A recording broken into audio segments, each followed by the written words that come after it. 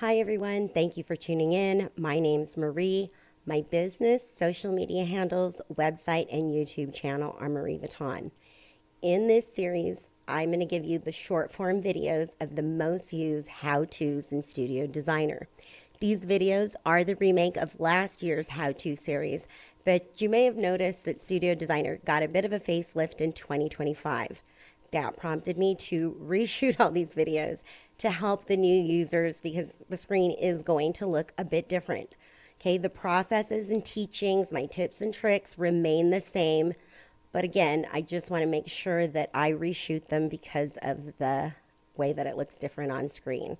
Okay, so as always, please leave your feedback and questions in the comment section and be sure to hit the thumbs up button if you found the video useful.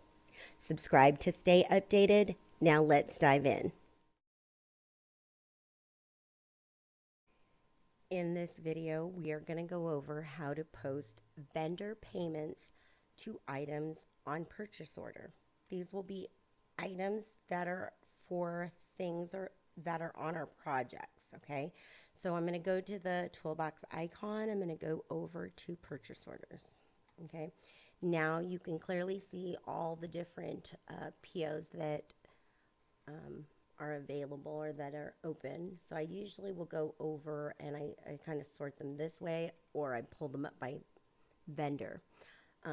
Sometimes, in our industry, there are vendors that are kind of interchangeable, like fabrics, notorious for being, it can be charged almost by anybody. So in a case like this, I'm going to just say we're going to go ahead and pay this vendor. Okay, so I'm going to call up the PO and I'm going to click the payment section, and you can see here this is the balance, and I'm going to select the paying account, and in this case I'm going to pay by credit card. If for some reason, you can see that it is calculating it. Okay, if it was on a proposal, it would do the proposal percentage.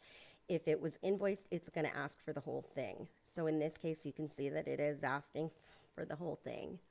And I'm going to just go ahead and type in Amex or whatever naming convention you use. There's a reason why I particularly do this Amex this way, and I'll explain.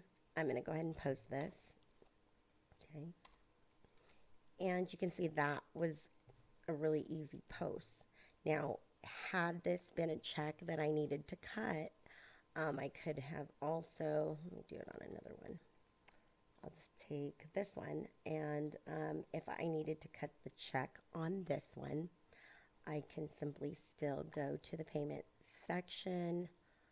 I'm going to go to the checking account, and I will say click, create check entries. Okay. And I'm going to do that. Now that does not post it, okay? That puts it in the money out section to print, and I'll show you what that looks like.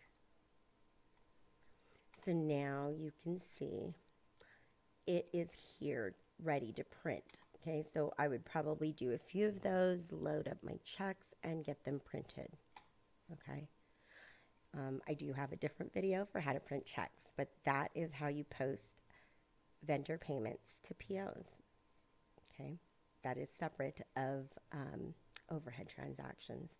If you have any questions about what I've said, please leave them in the comments below.